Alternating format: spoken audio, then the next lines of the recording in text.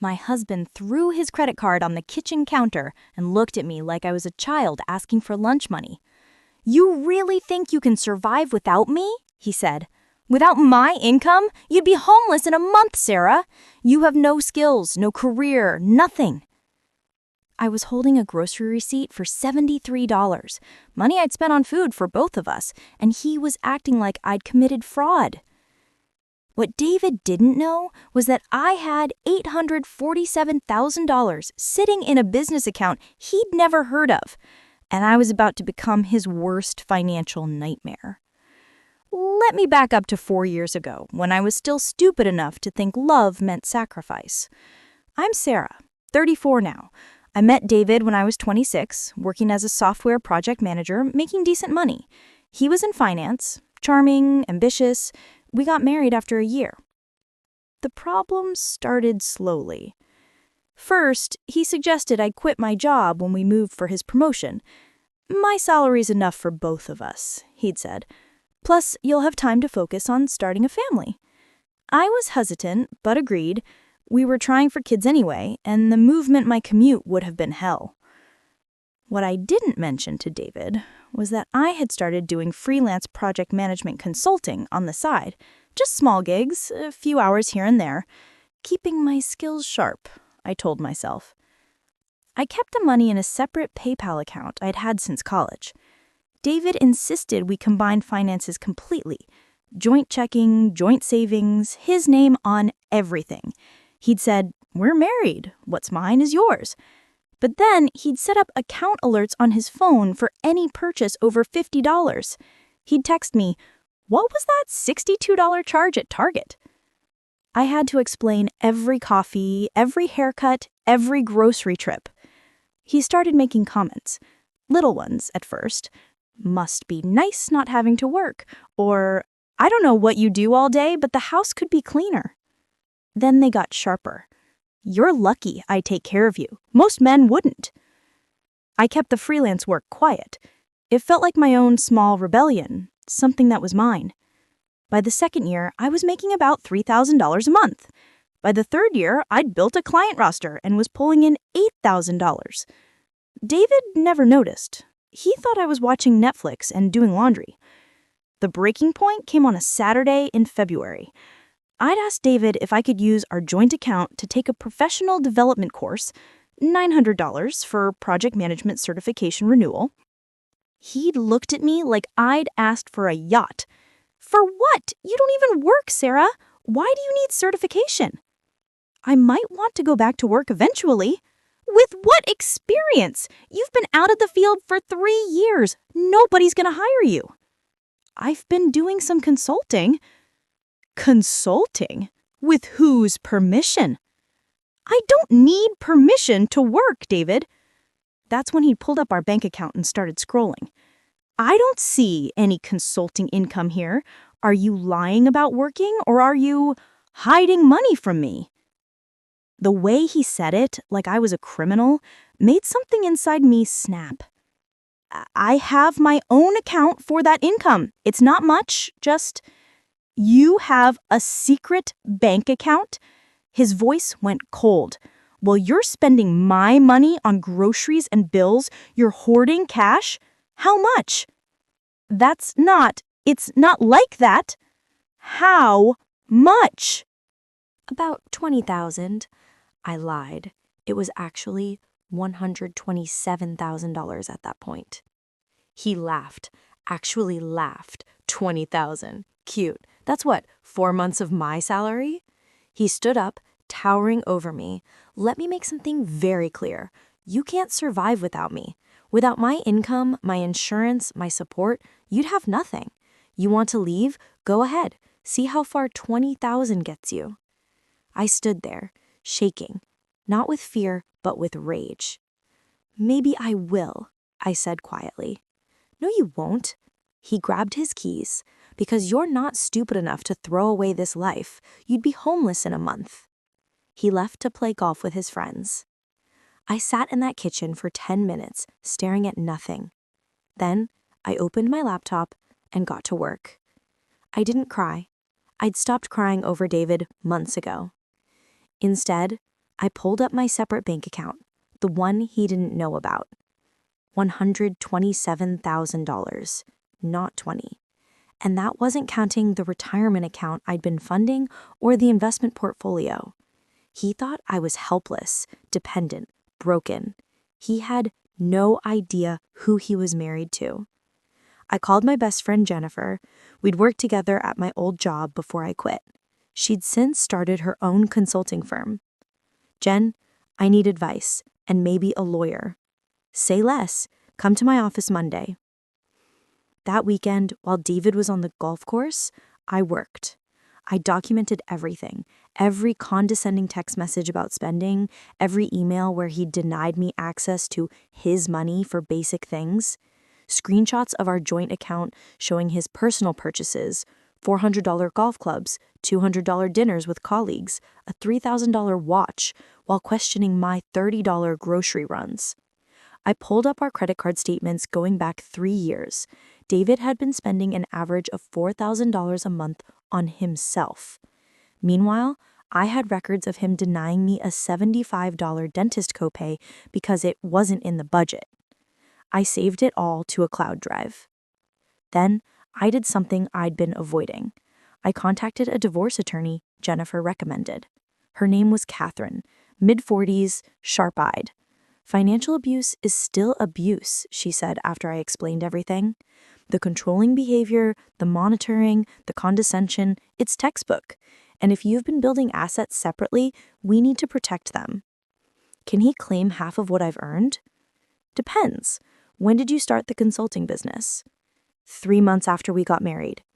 Using marital resources? Shared computer, joint funds for any expenses? No, my old laptop, my old contacts, completely separate. Catherine smiled. Then we have options. Over the next 2 months, I did 3 things. First, I incorporated my consulting work into an LLC, made it official.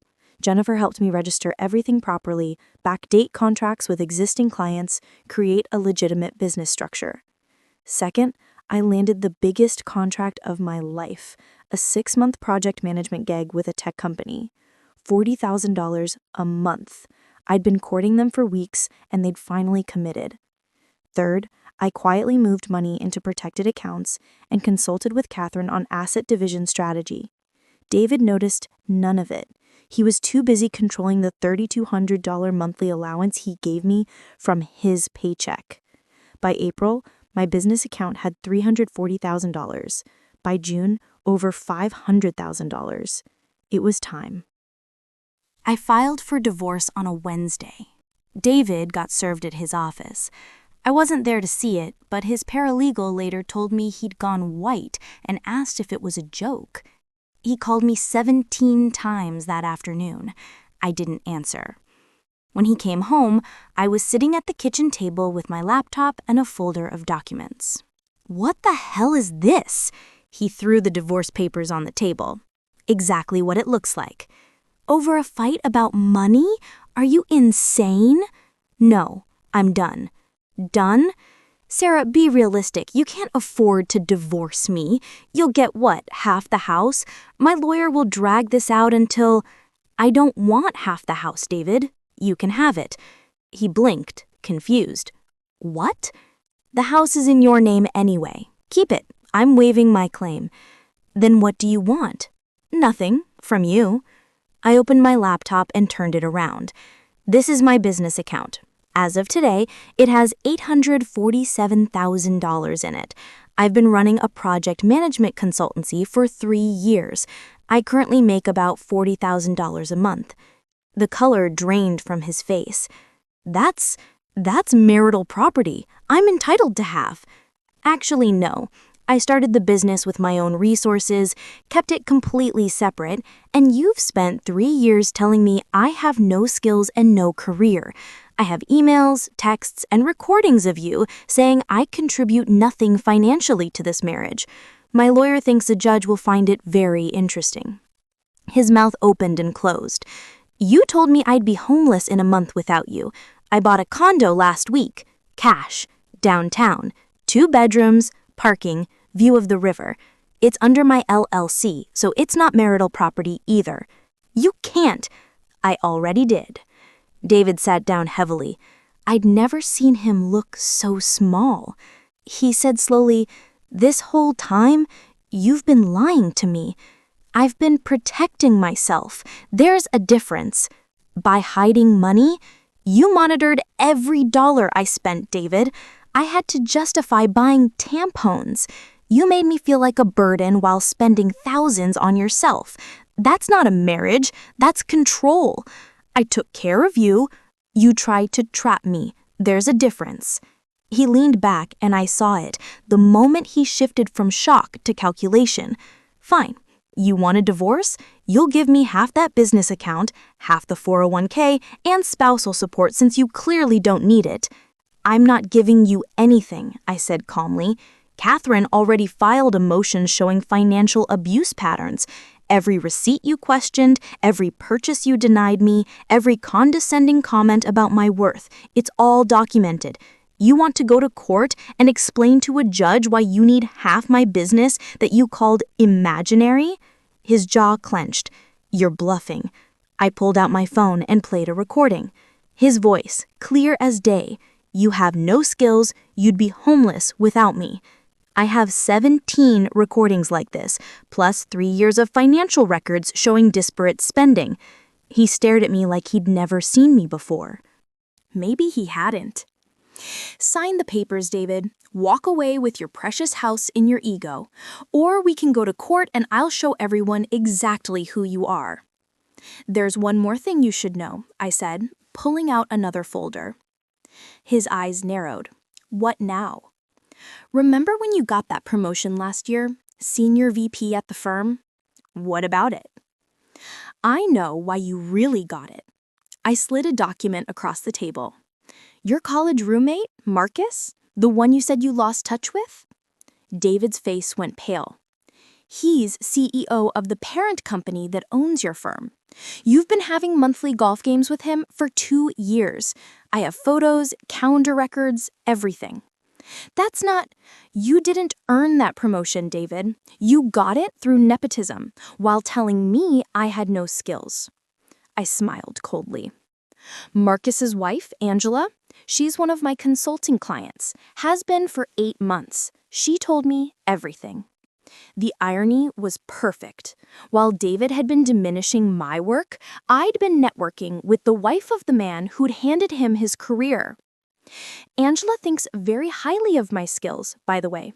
She's recommending me for a board position at their foundation, pays $150,000 a year. David looked like he might be sick. He signed the papers 2 weeks later. David kept the house and his retirement account. I kept my business, my condo, and every dollar I'd earned. No spousal support either direction. Clean break. His friends were told we grew apart. I didn't correct the narrative. I didn't need to. Within 3 months, word got around in professional circles. Not from me. Just the natural gossip of a woman who'd secretly built a $1 million consulting business while her husband thought she was watching daytime TV. I got invited to speak at a women's entrepreneurship conference. Then another. My client roster doubled. David's firm restructured 6 months later. His nepotism-earned promotion got quietly rescinded during reorganization. He's back to being a mid-level director.